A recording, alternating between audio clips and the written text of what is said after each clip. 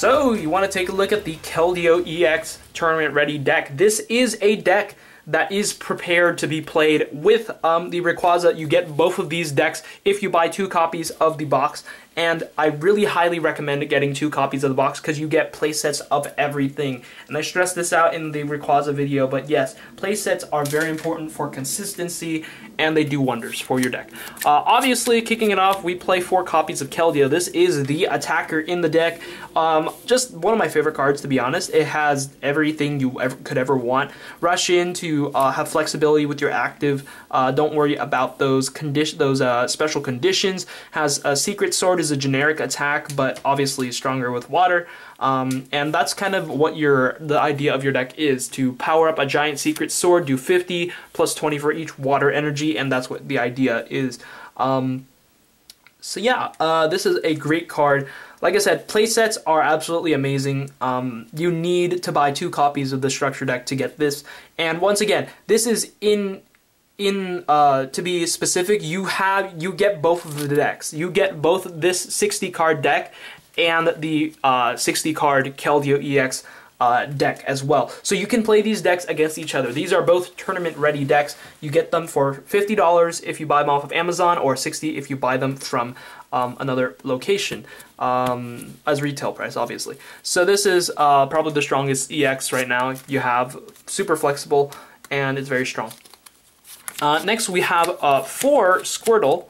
This is the basis for what's going to come down soon. You play out 1 Wartortle and 4 Blastoise. Now, a lot of beginners may be wondering, why is this so weird? Why are you only playing 1 Wartortle? And you will see that there is a very strong card in this deck that helps you skip stage 1 and go directly to stage 2. So you'll be able to play Squirtle and evolve it directly into a Blastoise.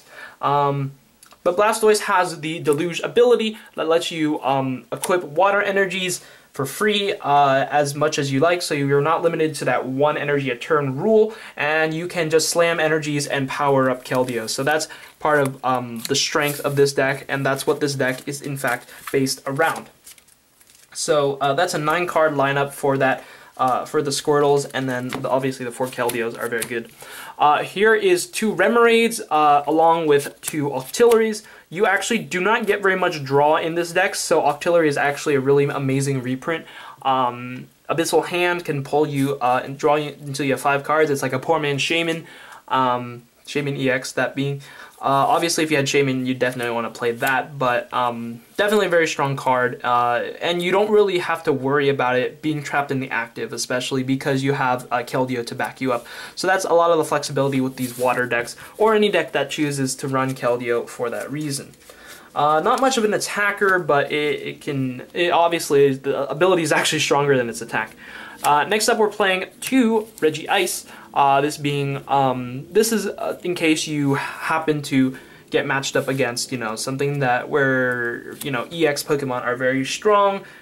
You're playing against a deck that's based around the EXs. You can definitely pull off some Resistance Blizzards to hopefully destroy your opponent. You shouldn't be able to attack, obviously, and ideally that's what you're trying to do with Resistance Blizzard. But otherwise, Reggie Ice, very good reprint, very strong card. Can do a lot, especially against, say, decks basically that EXs can't really quite beat. And that's, of course, in the expanded format. So, Reggie Ice, very strong card, can do amazing things. So that's it for the Pokemon lineup. It's actually relatively light. I mean, most Pokemon lineups are light. You're heavier on trainers, and speaking of which, we go directly into 4 Sycamore and 2 N. These are your only draw supporters in the deck. Once again, you are provided 2 copies of Sycamore in each deck, and then 1 copy of N in each deck. And then combine them, the 2, you have a playset of Sycamores and 2 Ns.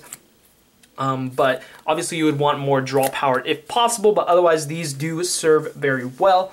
N's obviously a very strong disruption card, and Sycamore does a lot to just cycle cards into the discard to get a fresh hand of 7. So those being your only draw power, additionally to Octillery's Abyssal Hand.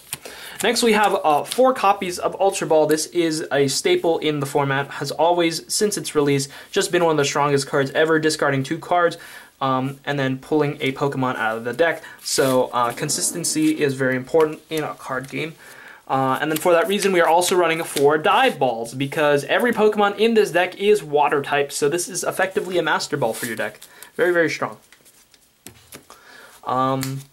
And then here is the card that a lot of beginners are confused about, Rare Candy. Rare Candy says, choose one of your basic Pokemon in play, and if you have a Stage 2 in your hand that evolves from that Pokemon, put that Pokemon on the basic Pokemon. This counts as evolving the Pokemon. You cannot use this card during your first turn or on a basic Pokemon that was put into play this turn. So basically, it lets you skip that Wartortle for free using an item trainer card. So you just need to have Blastoise in your hand, and you can skip from Squirtle right to Blastoise and start slamming energies onto the board.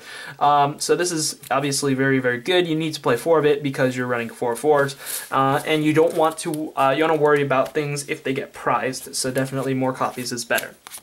VS Seeker is, once again, one of the very strongest cards. I mentioned this in the Rayquaza video, but $5 cards, so you get like 2 of them. You get 1 in each deck, and then you have a playset when you combine 2 boxes being 4 decks together. That's a $50 total put together. But VS Seeker is super flexible card, lets you pull out any supporters, so you're effectively playing whatever you need, whatever supporter you may need at the time, and it does just wonders, pulling you out of top deck situations and such. Can also be very clutch victories when you're pulling out niche supporters, that things that you really, really need at the time.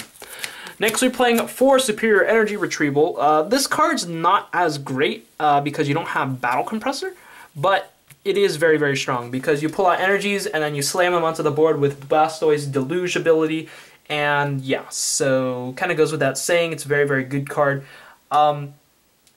An interesting thing just to note is this card's very, very good when you're playing Archie's Blastoise.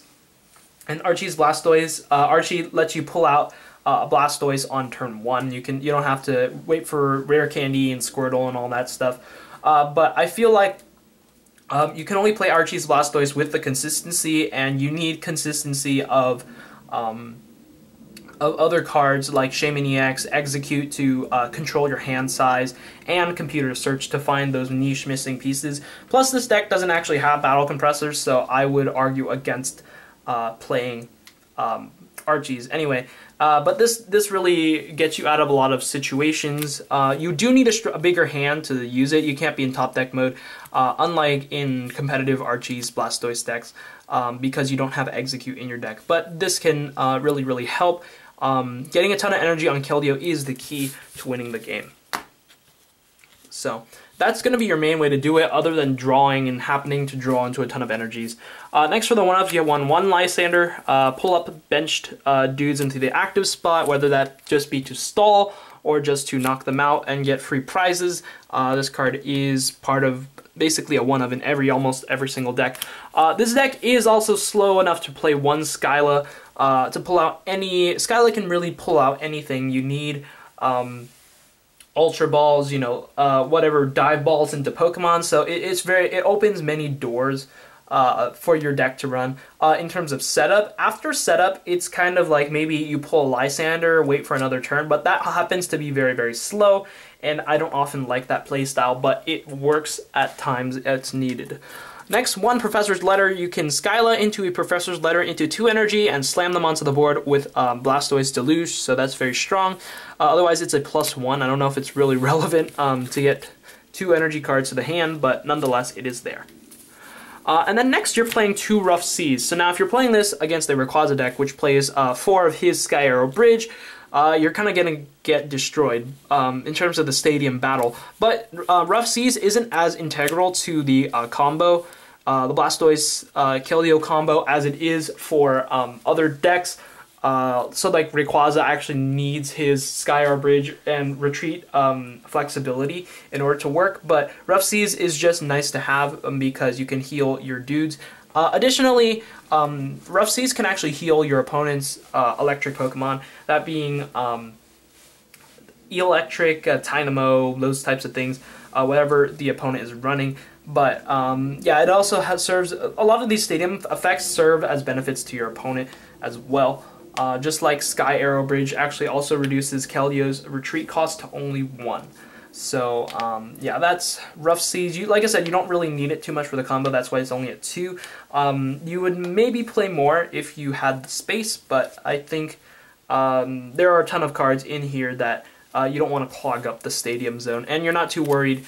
Say if you're running this, once again, against the 60-card competitive deck, Rayquaza EX, you're not too worried if your opponent's playing a Sky Arrow Bridge. Now, there are obviously more painful stadiums to play against, but Sky Arrow Bridge is not one of them.